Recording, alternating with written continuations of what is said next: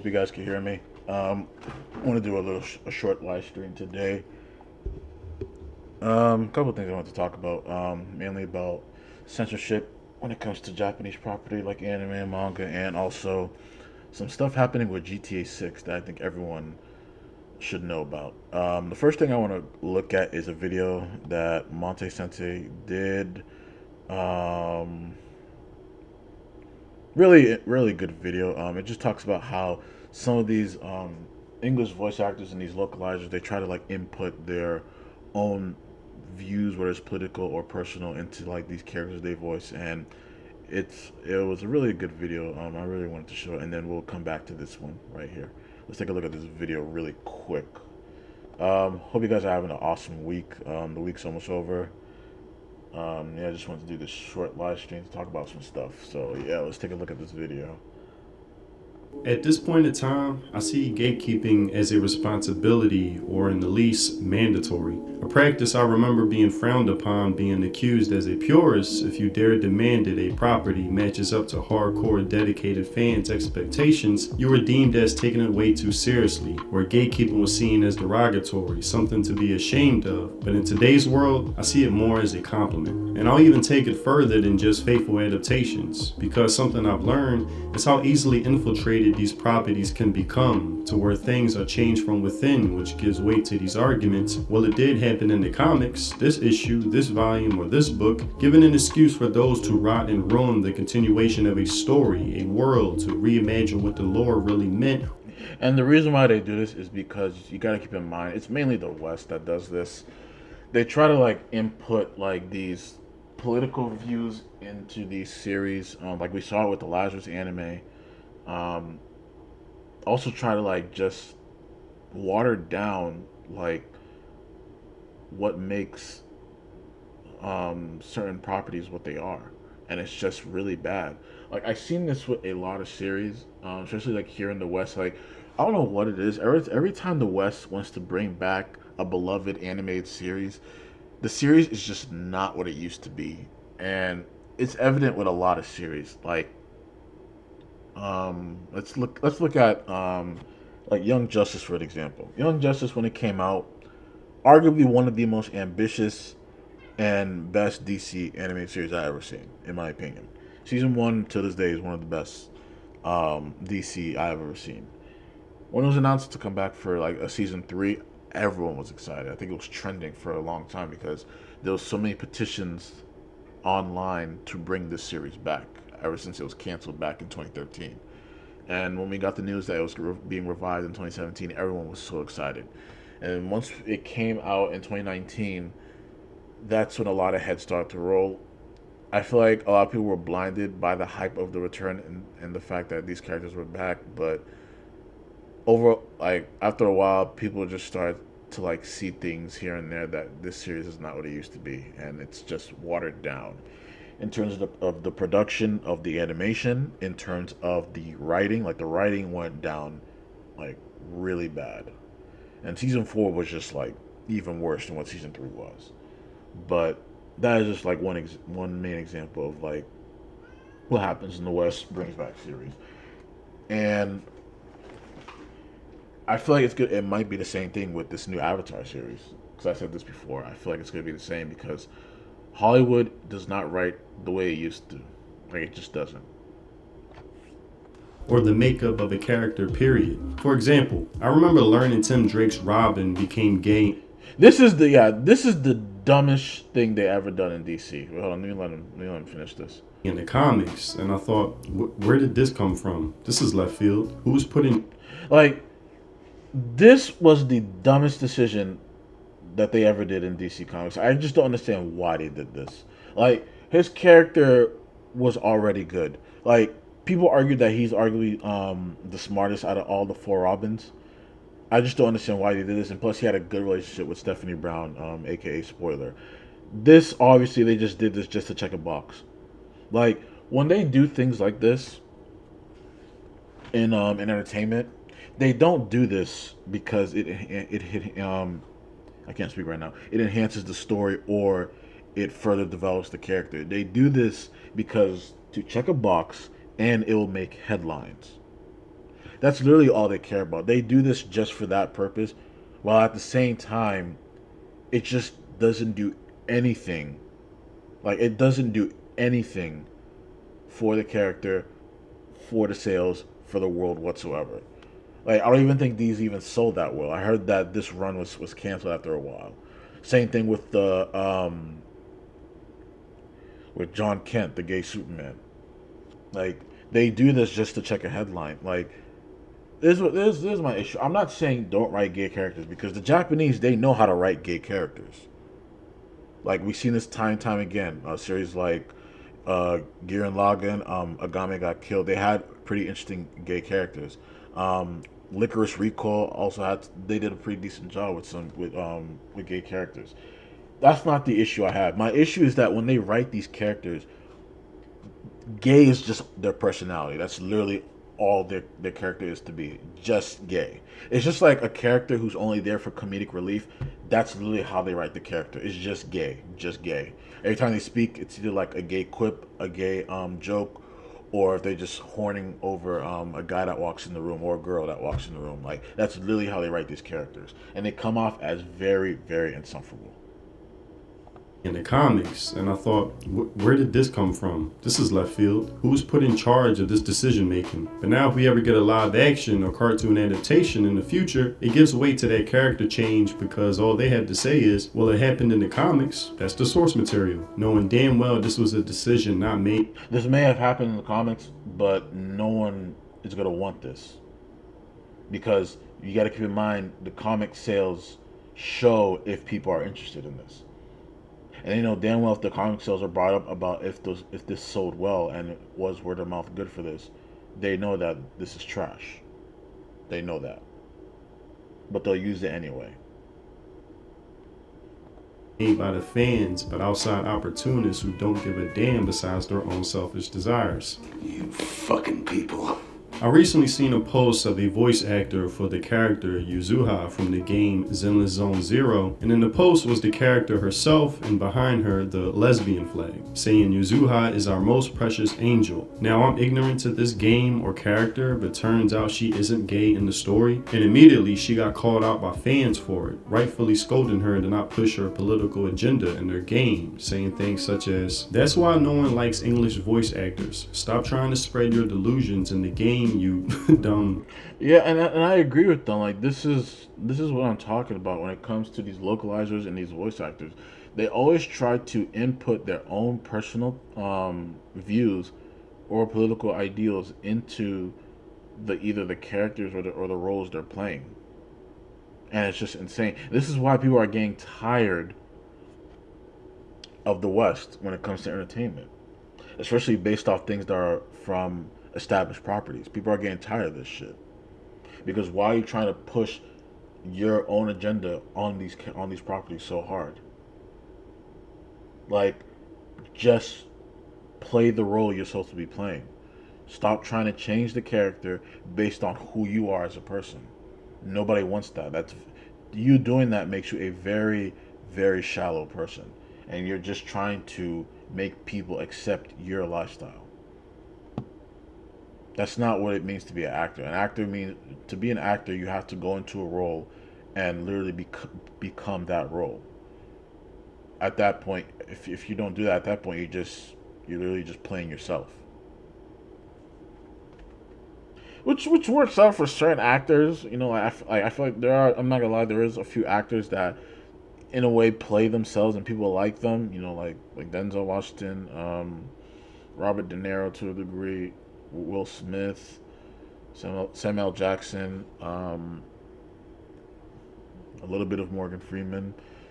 I mean, it works out for them, but at the same time, especially when it comes to things like this, you can't just, you can't just play yourself. You have to become that role, and this is why people are getting tired of this shit.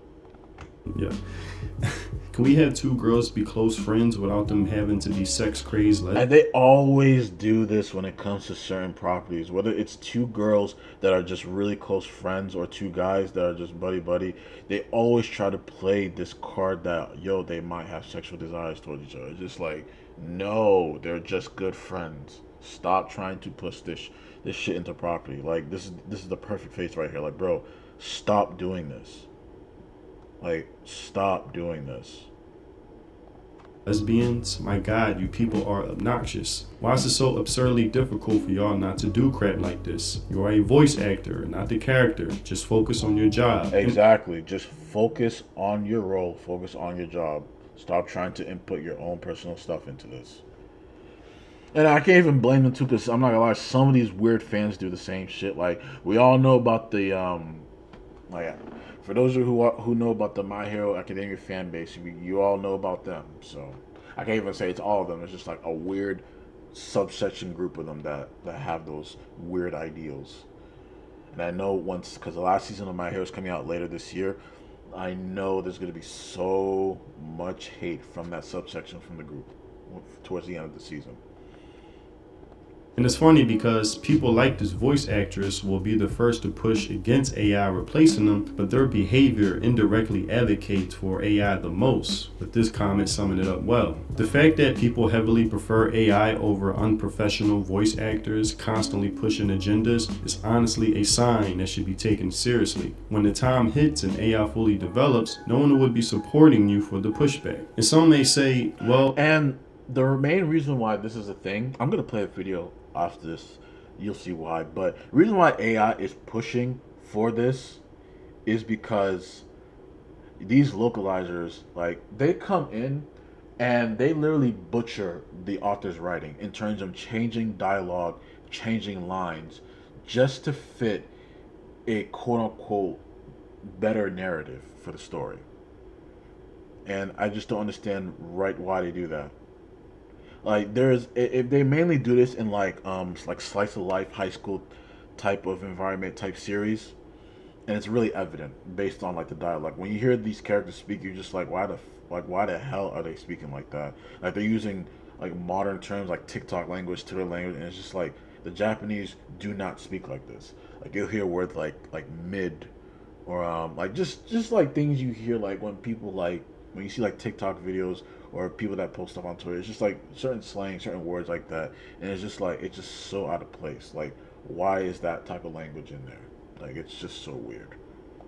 Oh, this is fan art or headcanon. What's the big deal? And I say wrong. This isn't headcanon or typical fan art. What I call this specifically is soft infiltration or subtle attempts to claim something outside of its accurate representation. Relying on that attitude, you guys just need to let it go. The same type of attitude that has led to other fandoms being torn and ruined from inside out. This gives them the room to claim ignorance when being called out, like, oh, I didn't know. I just picked this one picture out of many coincidentally. Something that actually occurred during an exchange with a fan. Yuzuha is not a lesbian. Nothing in the lore points to her sexuality. Stop pushing your sexual preferences into a character you voice, please. It's highly unprofessional. If you do that as a fan, nothing is wrong with that, but you are the official voice actress of the character.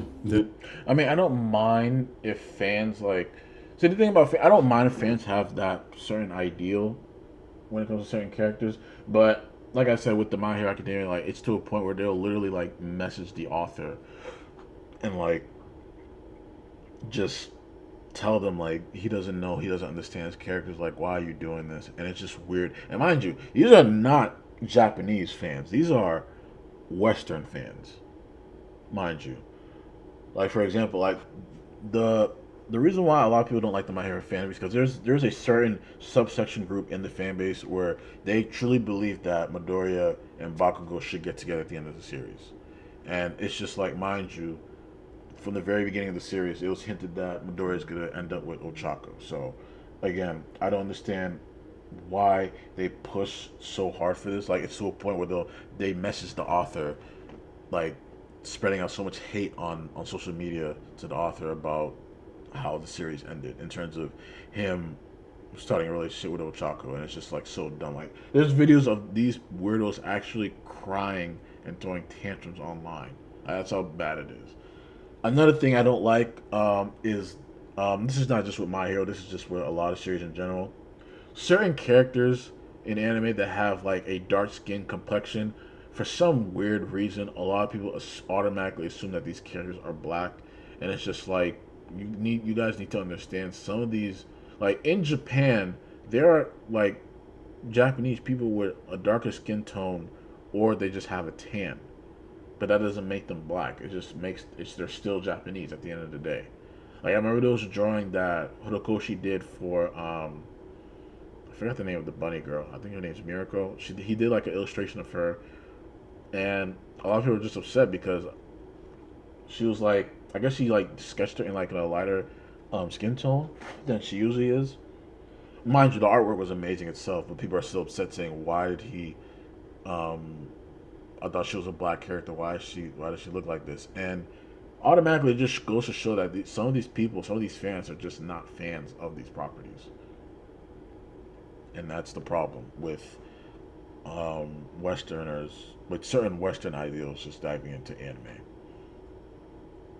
Then with her responding, I don't have any opinion of this. I'm not sure what you mean. Really? They respond back. You literally post a Yuzuha gift in front of a lesbian flag and it's still there. Then her. If I posted something to do with that, it was purely accidental.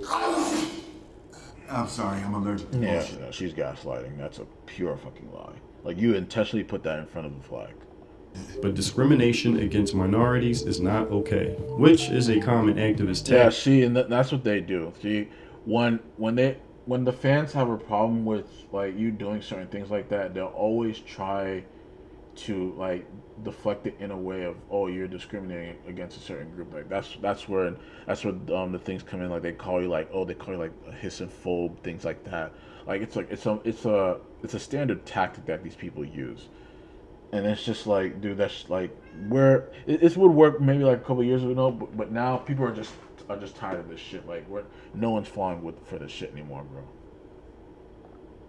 Deflect and reverse to make you seem like the culprit in all this. Exactly. Something that would have worked over a decade ago, but people have smartened up since then. Now me, I call bullshit on her claiming ignorance. I no longer give the benefit of the doubt. Like I said, this isn't a decade ago. You have to purposefully choose that picture out of many when searching that character. To me, I see it as testing the waters to see how much support her post will get versus the amount of pushback she'll potentially receive. Even with her saying Yuzuha, our most precious angel, along with the flag. Well, what's the purpose of a flag?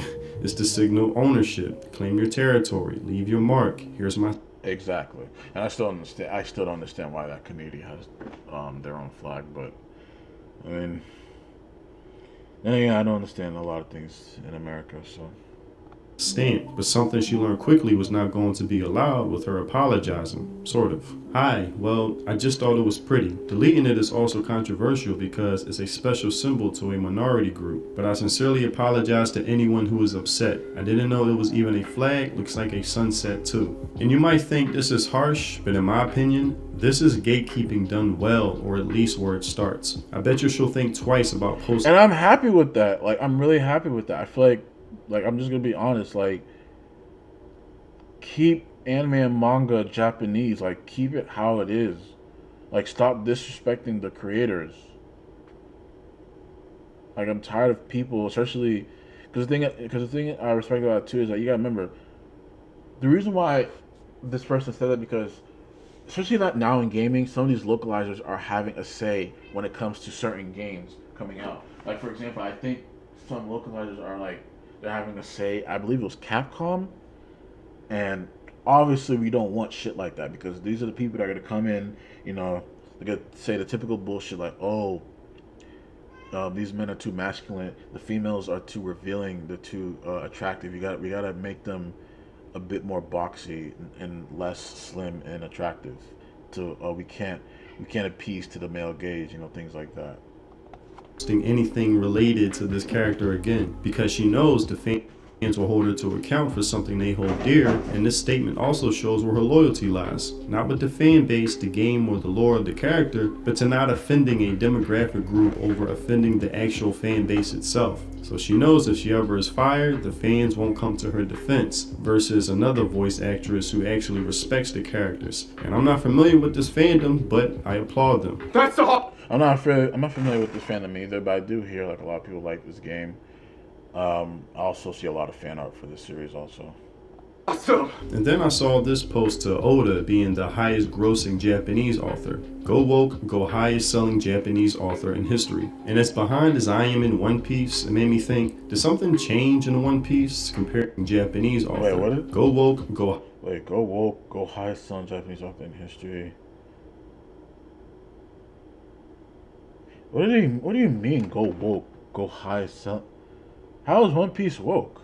What are they talking about? What is woke about One Piece? Like, I know I'm not caught up with the series, but what is woke? What is this person talking about? highest selling Japanese author in history. And as behind as I am in One Piece, it made me think, did something change in One Piece compared to the seasons I've already watched? No. These are the types that can only enjoy something not for what it is, but how they can force themselves to find an angle to politicize it. These types are truly a cancer to any fandom, doesn't matter what it is. And I'm glad that people... And this is the why Hollywood is in the state it is in. Because so many of these people, not just with Hollywood, but with gaming too, so many people, especially these people who review certain stuff, damn, I can't speak right now. These fucking damn, I really can't find the word now. But people who review this stuff, like the people who have first eyes on this stuff, these people, like, they make stuff so political, it's just insane to me. Like, just let people have fun. Like, just let people be entertained. Why you have to make everything so political? Like, it's just insane to me. Like, this is why I miss the 2000s, 2010s, man, because things were never like this. Like, they just made movies just to make them, man. Like, even if the movie was bad, it was still entertaining. Now, the movie is just bad because it's just bad. Like, there's no redeeming quality of the movie because the movie is just political. They inject so much of this weird woke stuff into it that people are just tired of it. Like, even the bad movies that came out back in the day, there was still a redeeming quality of the movie. Like, there was still something that people enjoyed from it. Like, nowadays, when a movie is bad, it is just bad. Push back. Become the highest selling Japanese author in history, and people will start finding woke messaging in your work. How is One Piece woke? Why do you need to invent BS so you could hate? That's what I'm saying. Like, these are people who are just gaslighting. They're just creating a false narrative just so it could fit their whatever view they're trying to place on it. And it's just like, why do you do that? Something popular. This is woke? I thought this was, let's say, T-phobic, which started many debates in the comments of people saying, well, this character is of this demographic, so that automatically makes it woke, when no, it doesn't. There's a difference between this... It's so strange. Until 7 years ago, So, this is what I'm talking about when I said earlier about the grid login thing and then the whole Lazarus thing. Like, this is a perfect example of how to write a gay character. Like, mind you, he's a gay character, but he's not your typical gay character how Hollywood writes gay characters now. Like, they actually give this character, give him some character. Like, you'll see. When it doesn't. There's a difference between this... It's so strange. Until 7 years ago, I was a hereditary guard of the Littner Armory. And now I can fine-tune a gigantic battleship like this. And what is... See, just a normal character talking about what he was in terms of his rank. Nothing about his sexual desires, and mind you, it's not even relevant to what's happening right now in the scene or the series. Now, compare that with this from Lazarus. I think you guys seen this already. This. Listen, I'm a transgender woman with a record who's also gone through bankruptcy.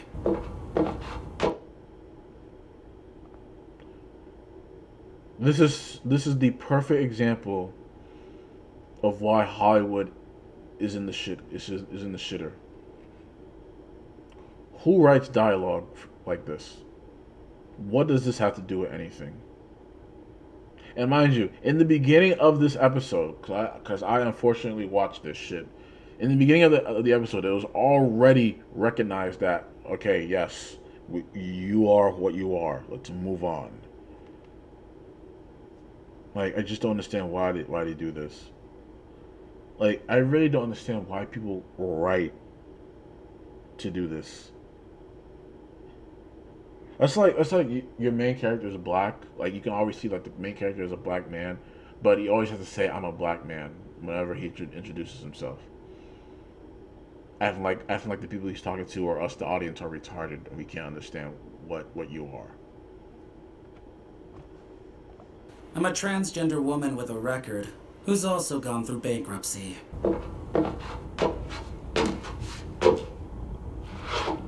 But these types love to do this, expand definitions to make it force fit their narrative, like a square peg into a round hole but fail miserably. And again, it's like the example I used earlier. How can we reframe the perception surrounding this anime or any medium for that matter to where the conversation becomes hijacked to the point now, whenever this property comes up in conversation, especially in interviews where the curator is talking with an activist journalist, you must associate it with what they pushed alongside it to where you feel obligated to concede. Something that sort of happened with the Kotaku journalist when asking the creator of the character Tangle from Zelda, asking him, is he gay? With his response, he's not gay, he's just an odd person. And you could tell if you read the article, they were desperate to have their perceptions fulfilled or headcanon, whatever. All these gaming journalists are just like, I just don't understand who is banking these people. Like, they literally hate gamers. They hate the fans.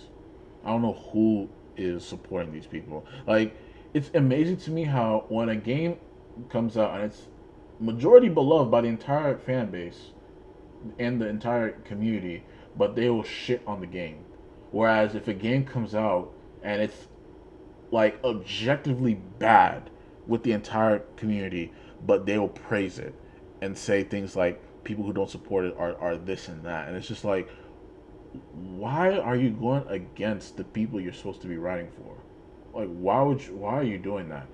And it's just insane to me that they are still in business. Like, it's just insane to me that they still get these first access, first view on these things, and they're still able to write these articles. And it's just like, who are you writing for? Because Tangle isn't the most masculine guy, so to them, they must automatically make them gay or queer of some sort, unable to just let something be. If Naruto were to come out now, everyone, these weirdos would say, "Oh, Orochimaru is gay." There's probably articles like that out there. I just don't know. But if Naruto were to come out now, they'll definitely put that in there. Anime fans may soon have to rely on watching dubs if sub quality keeps deteriorating. And basically, this journalist makes the case that because AI messes up translations here and there, that dubs are far more superior, less cringe, and don't ruin the watching experience. But there's a difference between messing something up accidentally and purposefully butchering something to boost it. Yeah, and the reason why I'm saying this is because Japanese are moving towards using AI to do the sub translations for the Japanese sub, and that's why they're trying to encourage more people to watch dub. But at the same time, the reason why they're so upset about this is because of them butchering the subtitles for certain series, and it's been evident throughout the years. That's why they're trying to go against the AI and say, yo, we need to support more dubs. When, mind you, the dubs, they're literally changing dialogues in the dubs, and I'm just being honest, like, some of these dubs are just, especially when it comes to like these slice of life type series, like, it's just really hard to watch because the dialogue just sounds so bad, man. Like, I feel like they're not actually auditioning these voice actors for these roles. I just feel like they're just giving up to these voice actors because they, quote unquote fit the role, even though they don't fit these roles. Like, I truly feel like they need to be auditioning these voice actors. They need to be putting like they're all into these roles, because I feel like they're just voice acting just for a paycheck, and they're not putting everything like they're not putting any talent into what they're doing, especially when it comes to these slice of life series and other series as well. They're just voice acting just to voice act because they've been in the industry so long. Their ego is just to a point where they can play the role how they want, and they'll still get paid, and they'll still have a job. And it's just like, no, like, people like that, I'm just sorry, they just cannot be in the industry. Like, there's a few voice actors I respect, like the voice actor for Bleach, Johnny and Botch. I also like Brittany Karbowski. I feel like those are two examples of people who actually put their all in the roles they play. But and they respect the fans. That's the most important thing. But these other voice actors, they're just like, they're rude. They'll talk shit to the fans, and it's just like a perfect example is Jamie Marchi, and that's a video I want to play a little bit after this. Like, I'll show you guys what I'm talking about when it comes to these voice actors. Corrupt localizers' own ego. For example, this user posted English dub dialogue from Dress Up Darling, saying over it, what the actual fuck is this localization? Now, to each his own, not really, but I agree with her, this sounded very bad. I actually watched the dub scene she referenced and was reminded quickly of why I watch subs. This is what I'm talking about when it comes to slice of life series. Like the dub is just unwatchable in terms of like how they write the scripts for these, because I don't know why they changed the scripts from the original Japanese broadcast. Like, they changed the script, and like I said, they placed like these social media terms in here, and it's just like, why are these terms in here? Like, just take a listen. Dude, what's your story? Looks like some pretty hardcore action. This is, it's chill. I mean, not chill, but cool. Just shut up, dude. Like, the Japanese do not speak like this.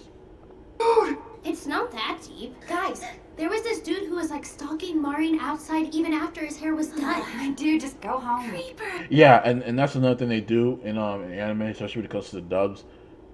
Let's say if a guy finds a female attractive, the dub, for some reason, I don't know why, like, let's say if you can't see the lip sync, they'll just call the guy like a creeper, stalker, things like that, and it's just like, why? Like, and they're trying to like push that same rhetoric that they're doing here in the West, like, stop appeasing to the male gaze, things like that, and it's just like, why is that in there? Like, this was like, if you watch it in the original Japanese subtitles, those words are not even in there. So again, why would you do this? Was he cute at least? Oh yeah, he was stupid hot. Then she just walked away from the scene of the murder. You brutal queen, way to go. Yeah, Yeah, she like this is what I'm talking about, man. Like, this is what I'm talking about. Like, dub is not the way it used to be, man. Like, dub now is really bad. Like, there's like a very few decent dubs out there. Like I said, Freerin had a decent dub. Delicious doesn't have decent dubs. Vinland Saga had a decent dub. Well, the Netflix version for the Vinland Saga had a decent dub. Like, it's just really bad, like, what's going on. I swear the dude froze and his soul spilled out of his mouth. Don't be a doof. There was no freaking way. Oh. And I couldn't imagine stomaching this for a whole episode. It sounded like a writer trying to...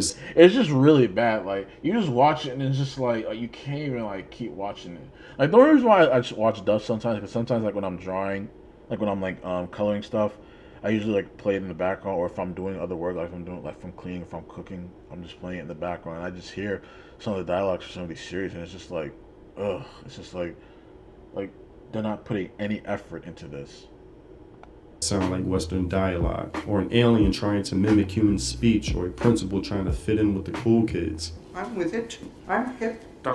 That's actually a perfect way to describe it. Like a grown up, or like a teacher trying to fit in with the crowd. Like, that's literally how the dialogue sounds for these series. That's the perfect way to describe it. I guess this is a result of my generation, millennials, the selfie generation, making everything about me instead of the product at hand, which it wasn't always like that. But again, my generation and lower has occupied these positions, and this is what you get. Then someone responds to her. Oh no, they put personality into bland Japanese dialogue. There are better ways to get the rent paid, grifting bitch. And this is just complete disrespect to the author at hand, and an excuse for modern localizers to butcher the author's work. Again, it's all about the me, and not the source, and complete disregard for the creator and anime in its purest, really. Because Japanese dialogue isn't bland at all, but even if it was, I prefer bland dialogue over cringe dialogue any day, unless it's so bad that it's good on some The Room type shit. I did not hit her. It's not true. It's bullshit. I did not hit her. I did not. Oh, hi, Mark. Oh, hey Johnny, what's up? But that's all I have for this video. Tell me what you think in the comment section below. Too many times have I seen fandoms have what they enjoy their whole lives destroyed just because people want to join in on where everyone else is, without showing respect for what came before them, understanding the roots of something, but instead want to change what it is at its core just because they don't like what they see, when they could just go somewhere else, but they never do, which is why I say gatekeeping is mandatory if you want to preserve what you love, where only those with true, genuine, and humble interests are allowed, not opportunists. Also, if you haven't checked out my music, Spotify links in the description. If you love those lo-fi, mellow, boom bap vibes, then my music is definitely for you. And if you want to support me and the content I create, consider joining. And that was a really good video, but like he perfectly explains it. Like, it's just insane to me, like how these localizers are able to get away with this stuff. Like, I want to play an example right here. From, hold on, I want to play a perfect example right here.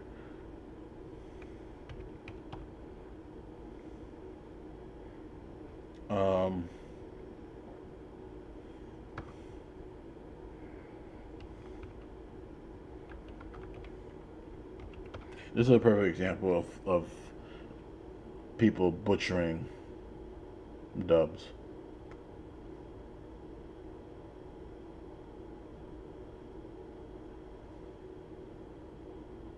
I think it's right here.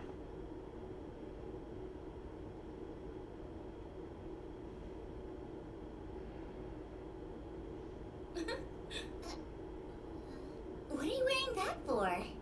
Oh, those pesky patriarchal societal demands were getting on my nerves. So I changed clothes. Give it a week, they'll be begging you to change back. This is, yeah. Like, the Japanese do not speak like this. What are you wearing that for? Oh, those pesky patriarchal societal demands were getting on my nerves. So I changed clothes. And this is a perfect example. Like, they start off by doing this with like very niche series that don't have that big of a that don't have that big of a following. That they start off with this, and then eventually they expand. Like, and then mind you, the voice actress who did this, Jamie Marchi, she was called out for doing this, and this is how she reacts to this.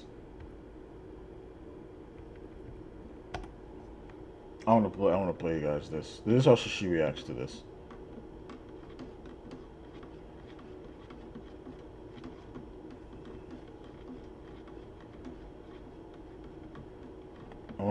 I'm gonna play that interview. Like, she was at a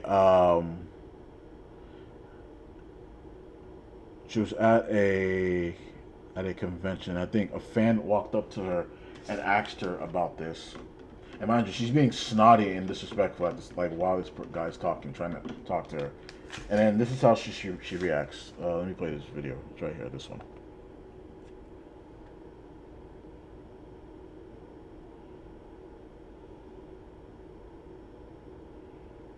It's a stroll of power, and I appreciate it.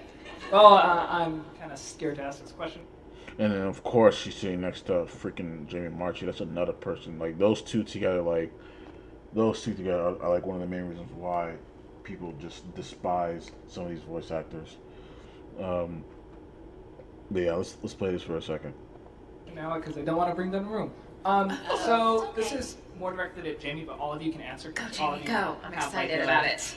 I'm ready to bring down the room. Let's do it. We need a spotlight. So Funimation has come under, let's call it, criticism for how they choose to adapt their scripts for like a couple of unnecessary shows. hate. Yeah, got it. Yeah, and a lot of that I feel is directed at you unfairly. Thank you. So how would you like to respond to that kind of criticism? To the criticism, like, I have a vagina. Deal with it. That's her response. That's her response. Like, I kid you not, that is literally how she responded to this. This was back in 2018. Criticism, like, I have a vagina. Deal with it. Like, it's honestly, that's the truth. I am a woman. I am a funny woman. We are all talented, funny, powerful women. We are out here. It's going to happen. Deal with it. I'm sorry you're not getting laid. It's not about you. Move on. That's... Mind you, she is speaking to the fans. She is talking to the fans. These are people that have genuine criticism of. This was back with Funimation at the time. These are people having genuine criticism of her changing the script of the original Japanese broadcast, and that's how she responds. And she's not done. Listen to what she says. All right. I don't know why the fuck people are copying to that. There are a lot of Just how very it is. angry Reddit comments that winner. But thank you. Anybody else have anything to add? I think you nailed it. Okay, great. Okay, thank you. Thank you for allowing me to say that. She does? Hello. You get a lot of hate online? Oh my god, it's ridiculous. I'm sorry, I but didn't also, hear the question, like, and she just told me that happened. oh yeah, we'll talk about it later. But here's my feeling: anytime I make if I'm making misogynists and Nazis angry, then I'm doing all right. Yeah, see? Yeah. Mind you, she's talking to the fans. She's talking to the fan base. These are the fans who have criticisms about people changing the voice lines. And that's how she speaks to them. That's how she speaks to them, guys. And this is what I'm talking about. Let's look at another video from Chibi. He just uploaded this. And then I'll look into this. Western audiences growing tired of formulaic Disney titles is what paved the way for Japanese anime, Toei Animation veterans say. Over the past decade, anime has rapidly transformed from a niche subculture to a global industry that accounts for a huge chunk of Japan's exports. Although a lot has already been said about why anime became so big outside of Japan, it's not every day you get to hear the perspective of industry figures who are around to witness US movie theaters refusing to screen anime firsthand.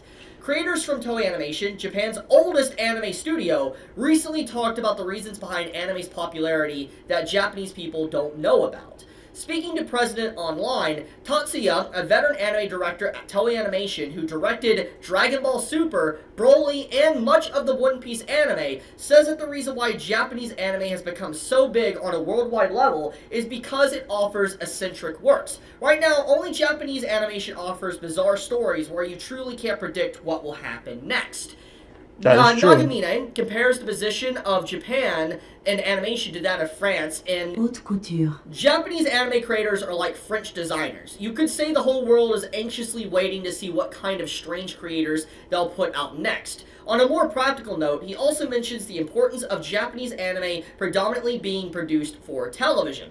As airing shows rotate every 3 months, there's a constant turnover of new titles that satisfy a wide range of taste.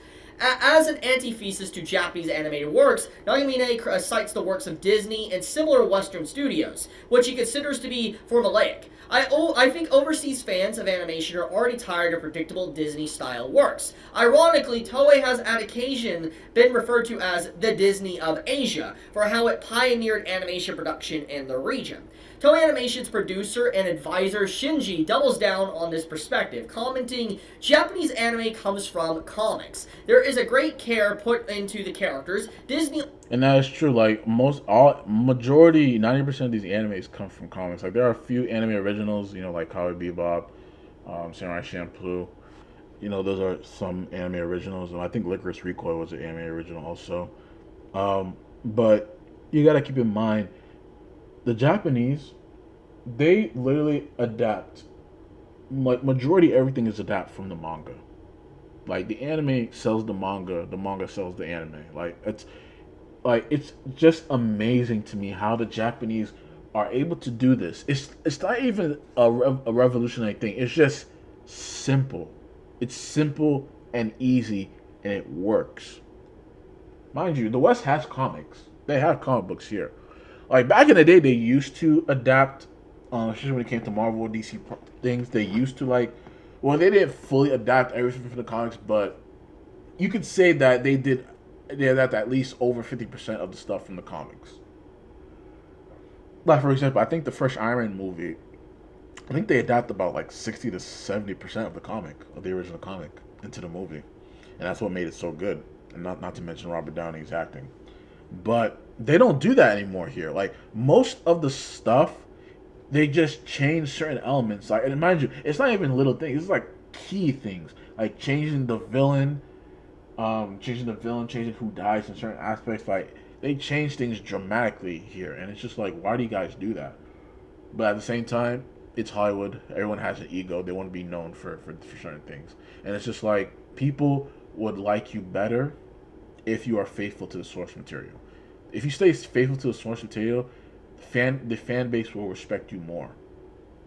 That's just my personal opinion.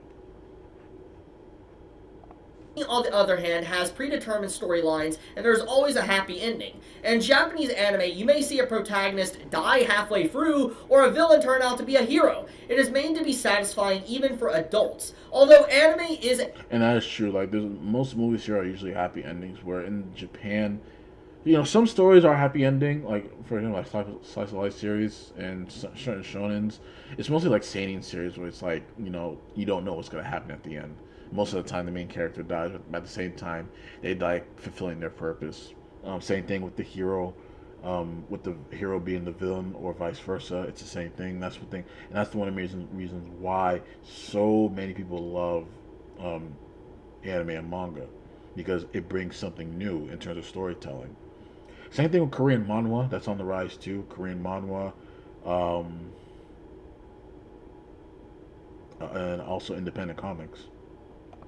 A large-scale commercial export, its roots lie in the niche realm of manga, which has been relatively free of restrictions. Shimizu suggests that this is what compelled US audiences who grew tired of Disney to turn to anime.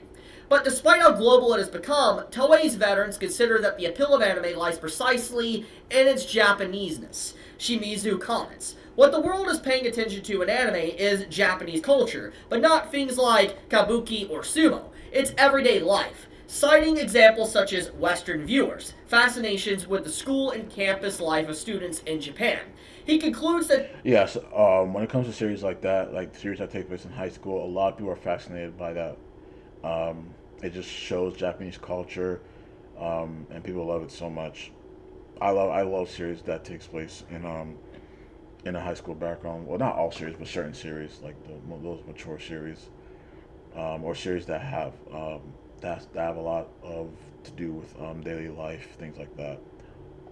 The Japanese anime has found success by visually presenting aspects of Japanese life that don't exist overseas. On the other hand, an aspect of anime that has changed within the medium's expansion into the global market is undoubtedly the production scale and cost. Although a competition between domestic studios is also a factor, Nagamine says that audiences' expectations are why anime has become so much more detailed with time. If the quality isn't high, you can't win. And when you consider the demands of the overseas market, you have to keep raising the quality. Kadokawa, another big player in Japan's anime industry, has similarly shared plans to shift to higher budget production, which it considers a necessary condition for achieving global commercial success.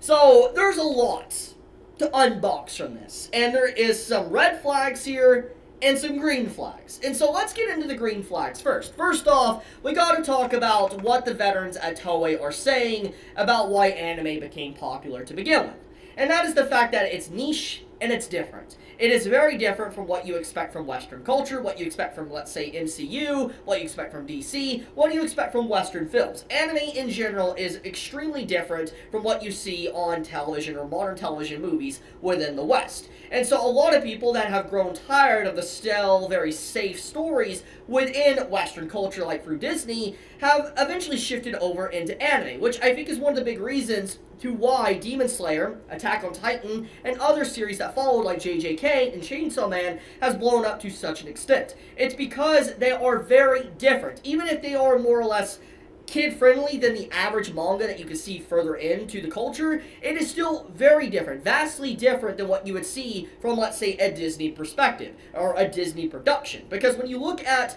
what you see come out, you have very safe stories that doesn't really have, let's say, the main character dying or anything like that. It's just very happy-go-lucky, and they always end on a happy note. But then you have stories like Attack on Titan that obviously doesn't really end on a completely satisfying note in terms of a happy ending. Vinland Saga could be in a similar way for some people. You have, like, you know, stories like Hunter x Hunter as well. Obviously has a lot of dark conclusions. JJK as well. Chainsaw Man, you get the point. They speak for themselves. And the point is that a lot of people that have gotten into anime, especially even from the very beginning, probably got into anime and manga because it is different.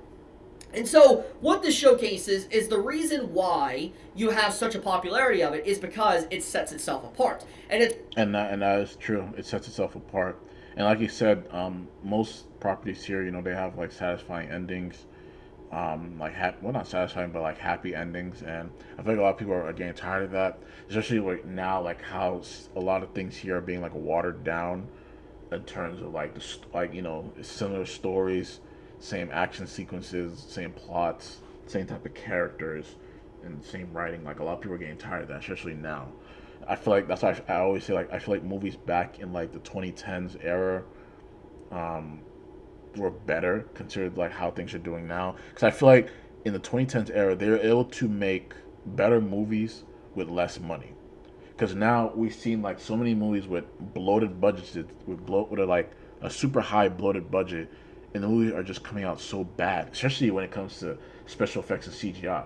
Like, I don't know if you guys notice this, but CGI now is just so bad. Like, I just don't understand what the hell's going on. And mind you, movies back in the day cost less to make. These movies are costing way more to make. I'm talking about like literally close to $500,000 to make. $500 million to make. And it's just insane that the CGI just looks so bad.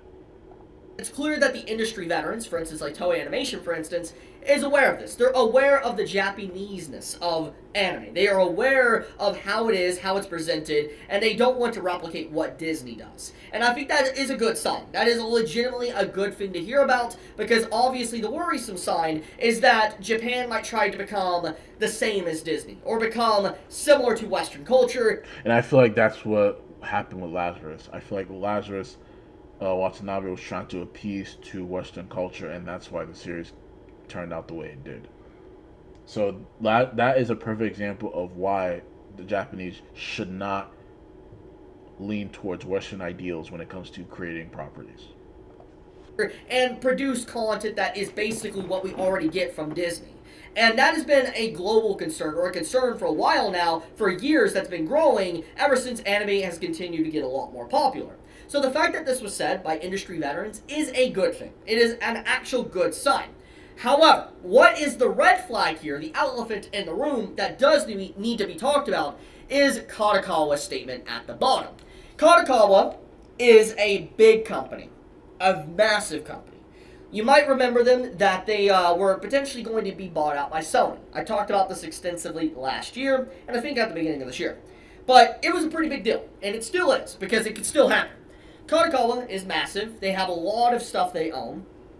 And the fact that Kadokawa just straight up said that they are wanting to up production. I think one of the main reasons why Sony was trying to buy Kadokawa is because they wanted FromSoft. Because I believe FromSoft is under Kadokawa. That's like one of the main reasons why they wanted FromSoft. They made amazing games. Elden Ring. I believe they're behind Dark Souls, if I'm not mistaken. I know they did Sekiro. But yeah, that's one of the main reasons why they wanted to buy it. Because when it comes to FromSoft, every time a game comes out, it's always like all gamers' eyes are on that. Production might seem like good news, but it's not. And let's explain. We gotta look at a recent example here of Marvel, actually. I mean, Disney is millions upon hundreds of millions of dollars on their movies. And the budgets have gotten absolutely insane. Just out of hand, honestly, for movies. And so when a movie isn't done well, or isn't bought enough, or people don't see it, it's just a colossal failure. And it's becoming more and more unrealistic to continue producing stuff that's that high of a budget. And obviously the Fantastic Four that recently came out has been brought into the public eye for this conversation. And obviously... And what's crazy about that too is because the Fantastic Four, I heard that it was a pretty decent movie in a long time. But because of the disdain that people feel for the MCU now with so many bad properties coming out, a lot of people are just not interested anymore. And I don't blame them. Will this happen for the Doctor Doom movie with Robert Downey? Probably not, because it's going to be Robert Downey, and obviously a lot of people are going to be interested in it. But I don't think it's going to bring in numbers similar to how Infinity War or Endgame did. I don't think it's going to be on that level in terms of numbers. But it's still going to bring people in. Fantastic Four, I'm kind of sorry that it ended out the way it did, because I heard from a lot of people that the movie was actually pretty good, even though it had the most insufferable Reed Richards casting in that movie. It was a pretty decent movie.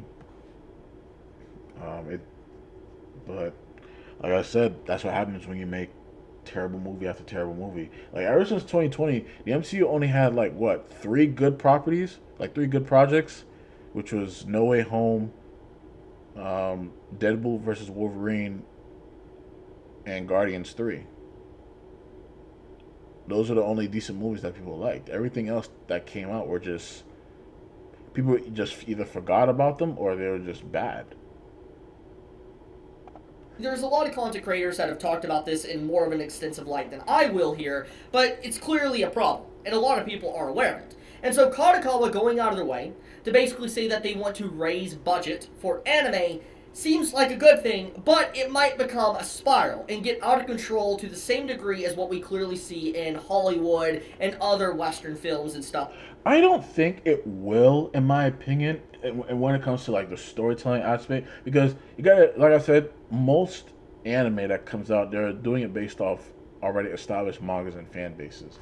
So I don't see any of these Japanese companies going down the road of like either censoring or changing certain things from established properties just to quote unquote appease the Western audience, or like audience because they deem it safe for them. I don't think they will do that.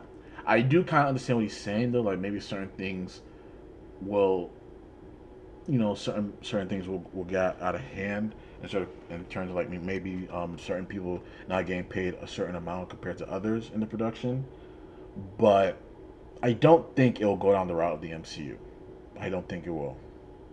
Stuff like that. For instance, from Disney, we see these budgets reach astronomical heights, and then the series doesn't do so well, so it makes you wonder how they're even going to be able to continue, because they're losing so much money. And so they will have a systematic effect of trying to play it safe to get as much audience to watch it, but then it turns more people away, and they lose the nature of why people wanted to watch anime to begin with. So I think there is some red flags here that obviously is an early warning. I feel like the only way it will go down that road in terms of people not interested anymore is if they, like I said, what they did with Lazarus, if they go down a road towards like making a series that's catered to more of Western ideals. If they go down that road, then yes, anime will become, dead in the water. Well, I wouldn't say anime in the whole. I would just say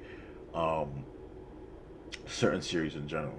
Like, I feel like now, because of Lazarus, I feel like a lot of people are going to be very skeptical when it comes to people here in the West working with Japan to create anime. I feel like now people are going to be a lot more skeptical about that now. Sign to anime becoming like Disney, becoming like the West, and I hope I'm just actually doom posting or just saying stuff and being a doomer and this doesn't lead to anything, but we have seen this systematic effect already happen multiple times with different companies within the Western world, so it's very likely I am right on the money in calling this out correctly. Could be wrong, but it's very likely. So, overall, the big takeaway from this is that you clearly have industry veterans that are aware of the importance of keeping anime like anime. But then you have big companies like Kadokawa trying to produce a bigger budget, which could lead to anime eventually not being anime and becoming more of like a cartoon or like Western cartoons or anything like that, and playing it safe to make more money. We will see where this goes, but a very fascinating article, honestly. I will link this in the description if you want to check it out for yourself. But thank you so much for watching. You all stay safe. Yeah, I really liked what Toei said.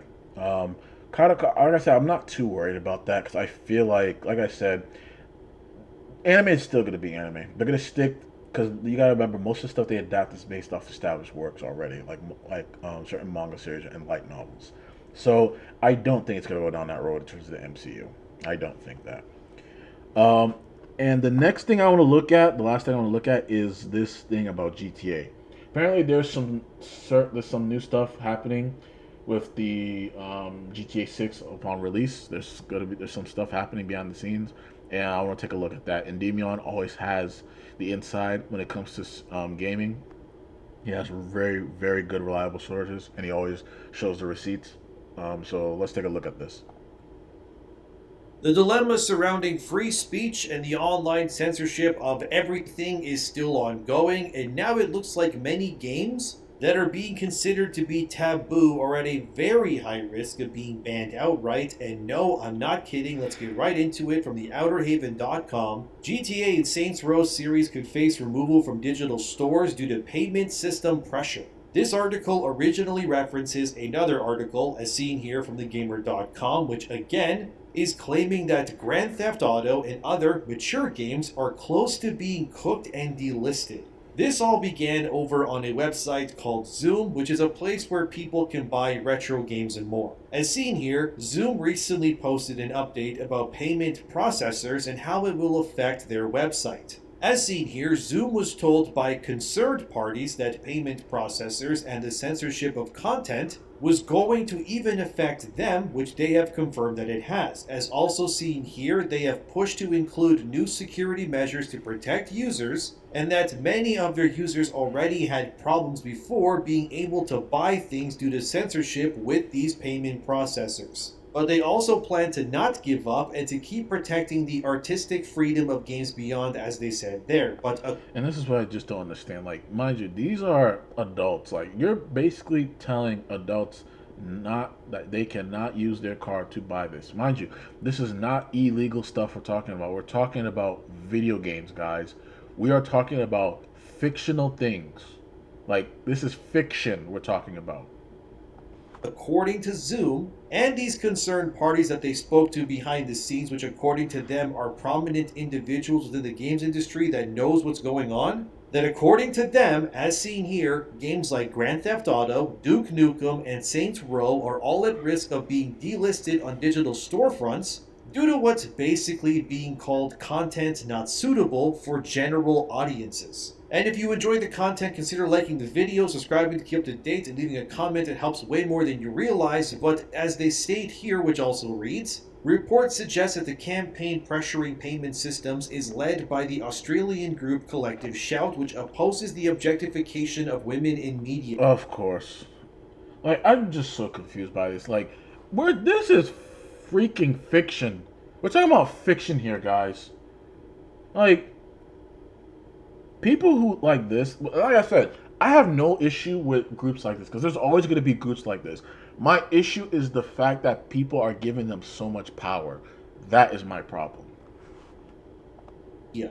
The group had previously staged protests against Grand Theft Auto 5, claiming that the game promotes violence. The current developer... No shit. No shit. Like, no shit. It's fiction.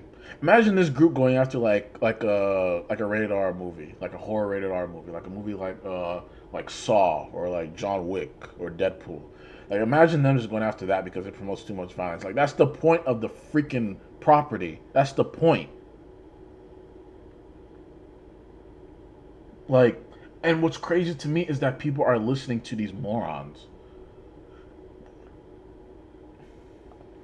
Raise concerns about which other games may face restrictions from payment processors in the future. The end goal of all of this is to censor these games for being problematic so that they fall in line more so with what these payment processors and these activist groups deem to be acceptable. Grand Theft Auto has already been successfully censored in the past, as seen here in 2022. GTA was actually forced to remove what was called transphobic content by an activist group that targeted Rockstar in the past. Although it was a different group going by OMG, which stands for Out Making Games. Here's their website, which from that flag shield alone, you already know what they're all about. As it says there, by empowering and uniting the community, we can act as one voice to push for real change in the broader games industry across Europe and the UK. Rockstar, which makes GTA by the way, in case you don't know, they're actually from the UK as well, so this is the perfect Molotov digital cocktail if ever there was one. Because if you don't know, the Online Safety Act, which originates in the UK, is a big reason why this is all happening. It's no coincidence either, because again, that out-making games group that already censored GTA, it's full of one kind of people from one particular place. Like, let me show you. OMG is sponsored by all kinds of places. As seen here, you got Supermassive Games, they're British by the way. You got No More Robots, also British.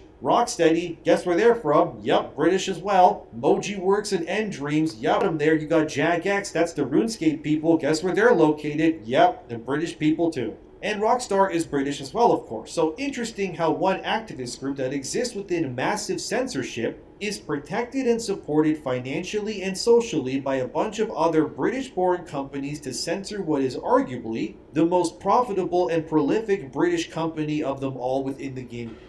One thing people have to understand, GTA 5, when it released, till this day, is one of the most profitable source of entertainment out there. Like, this game made $8 billion, and this game is still making money today. Like, $8 billion. This broke so many records across the board. And it might be the same, like I said, it might be the same thing with GTA 6. Like, will GTA 6 make $1 billion? Yes. Will it make $8 billion? Well, it all depends on post-launch, and it all depends on how they treat GTA Online in this new game. If they go down the route in treating GTA Online similar to like what they're doing with Call of Duty, then that's just going downhill. Because we all know what's going on with Call of Duty. Sphere being, of course, Rockstar. It's all by design, guys. They're not hiding really anything. It's even worse when websites post stuff that just confirms that the main game they want to dethrone is Grand Theft Auto above anything else, as seen here. The blood-soaked British success story testing Labour's mettle, Grand Theft Auto's cornucopia of gangland vice risks a head-on collision with new online safety laws. So you may be wondering, why are they so headstrong on targeting specifically GTA over any other game? The reason is actually pretty simple, because GTA is understandably the biggest game ever. It makes the most money, has copies sold in the millions. Everyone across the world knows what GTA is, even if you don't play games. While they, as in these activist groups and governments, could go for lower hanging smaller games maybe and censor them first, instead what they're doing is going for the biggest fish of them all. And if they can censor GTA, it actually makes their work much easier for them in the long run, because if they got the biggest one first, the rest will just follow suit, because if GTA can be censored, anything can be censored by comparison. Rockstar's big problem here is that their headquarters is in the UK, which means they uniquely must adhere to the laws of their sovereign country. And they happen to exist in what is arguably one of the most censored police state countries in the first world. So if you ask me, this isn't really a matter of if GTA gets... I completely forgot about that. Holy shit. I'm starting to understand why the original creators for GTA walked away. I'm starting to understand it now. Censored, but when at this point? As rstreet.com's article says, UK's Online Safety Act censors the internet, a preview of US proposals. As it states here in their article, the OSA, or Online Safety Act, according to new UK rules, social media sites and search engines are required to prevent minors from accessing content deemed harmful, which has an extremely broad... And again, people don't, I'm so confused by this. Like, there are parental controls for the internet if your kids have like a device that can go on the internet. Like, where are the parents? It's up to the parents to monitor what their children are doing. And this is why I feel like the Safety Act thing is just utter BS. Because it's basically saying that, all right, parents don't have to worry about the children, we'll take it from here. Like, parents, it just goes to show like some parents are just being really lazy. Definition. It includes not only adult sites, but also violent and hateful content. This is how they're going to censor all the games over there at least, and eventually, if they can, spill it over into other countries. You see, Grand Theft Auto has things like not only shootings, but also gambling, strip clubs, and much, much more too. All of this exists within GTA because the game is designed, of course, to be made for adults. True, kids do play it. However, those kids that do play it are able to because their parents allow them to play it. So what they're doing here is stepping in between the parents and the kids, and really also the adults too. Because it's not like GTA. It's not mainly the kids. Like I said, they're just using the kids as like a cover. It's mainly just to mar people and censor them. Saints Row, Duke Nukem, you name it, is going to suddenly have a censored and also uncensored version of the same game available to buy. It'll be much easier for Rockstar if they simply censor the game across the board so that they're able to sell the game in countries that adhere to the OSA regulations, which would be a massive blow to not only the content within the single-player campaign, but more importantly, and this is the real cash cow, GTA Online. I covered some of this in a previous video, but it bears repeating how if they censor GTA Online, GTA 6 is dead. Far-reaching the censorship goes within the OSA rules, as it states here. Content which depicts real or realistic serious violence against a person. It also includes content which is abusive and which targets any of the following characteristics: race, religion, sex, sexual orientation, disability, or gender reassignment. It even includes content which realistically depicts serious violence against a fictional creature. Effectively meaning that all of these and more can and likely will be placed against GTA and other games too. This also severely hampers GTA as a series if things like harm against others cannot be shown. And coupling that with deeming anything considered hateful content as being grounds for banning, Rockstar will have to do their best to circumvent this, which, considering what their game is, it's kind of likely impossible. As R Street posts here, this means based on this, even episodes of like SpongeBob SquarePants. That could even be banned under this, considering how broad these rules have become. So this Online Safety Act is already in effect for users on X within the UK. As seen here, it has already begun to filter content based on each country's demands. Posts involving violence or assault can't even be viewed unless you're 18 years of age or older and can prove it as well. The UK has even blocked videos of migrants being attacked by police, and even blocked videos or even stories about people smoking, drinking, and more.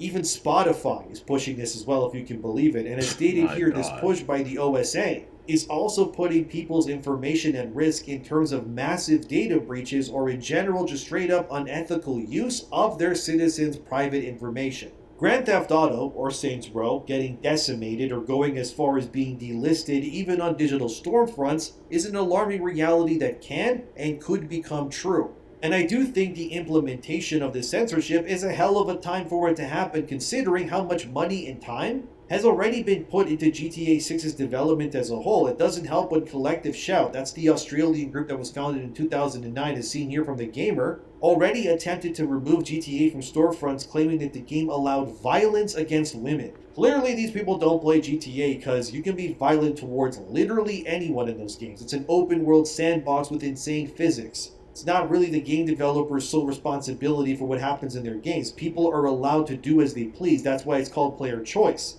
And after all, none of this is even real. It's a video game. And there has been plenty of studies already confirming that violent video games do not lead to violent crimes. Although usually it's people being censored, reduced, or ridiculed for a long time that causes them to just lash out in response. In my opinion, stuff like what's happening now will only cause people to seek out more extreme material, and these government types only really have themselves to blame. But maybe that's the point of this. They want to frustrate and limit the populace on purpose to create an organic reaction to the censorship. I feel like, in my opinion, I feel like rap music today is more violent than video games. That's just my personal opinion. Use those actions of the populace to censor them even further. And once that hits something like GTA, this screen here, which is photoshopped for now, it's not real, but could eventually become the future of both online video games and mature content. Yep, because I heard about this, how they might put this in GTA 6.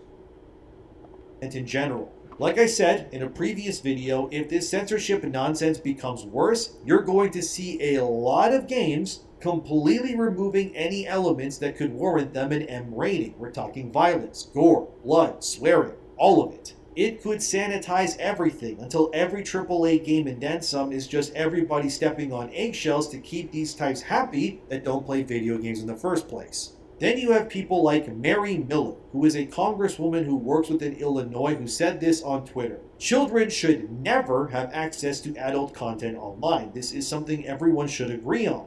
Yet many sites refuse to enforce strong age verification. It's time to pass the Screen Act and protect our most innocent. Again, parental controls are a thing. Like, these people are freaking morons, man. They just don't want to. They just don't want to watch their kids. They're just being lazy parents. Again, this is being pushed to protect kids when in reality it's just a digital Trojan horse to destroy the ability for adults to do what they want on the internet. Kids are just kind of the byproduct here and honestly just scapegoats. But as seen in the community note, this congresswoman unsurprisingly doesn't understand how the internet works because parental controls already exist and do exactly what she wants. But they want to bypass that. It's the same with games. Before, if you didn't want your kid playing something, you didn't buy it for them.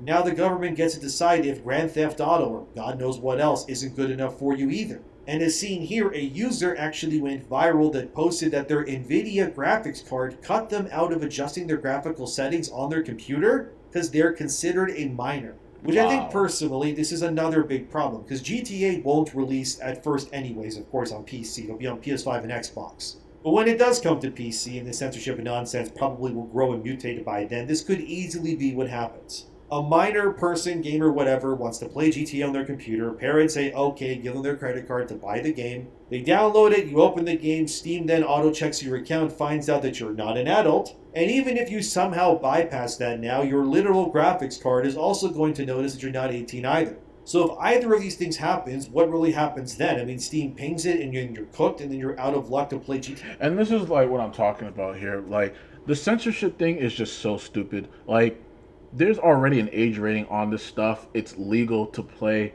like, and there are parental controls on the internet. Parents, stop being lazy. Parents and guardians, stop being lazy. If your child has a device that can go on the internet, make sure you are monitoring them and seeing what they're doing. Period. Stop being lazy. Stop thinking that they're safe from everything on the internet. Like, stop being gullible and just be a parent. But I want to end the stream there. I wanted to continue, but I have some stuff to do. I really appreciate you guys joining me for this short stream. I will be streaming tomorrow. I'm going to be talking about some other stuff too. Don't forget to leave a like, subscribe to the channel, follow me on social media. All the links are in the description. But yeah, thanks for watching. That's all I have for this one. There's the weight blur, and I'm signing out.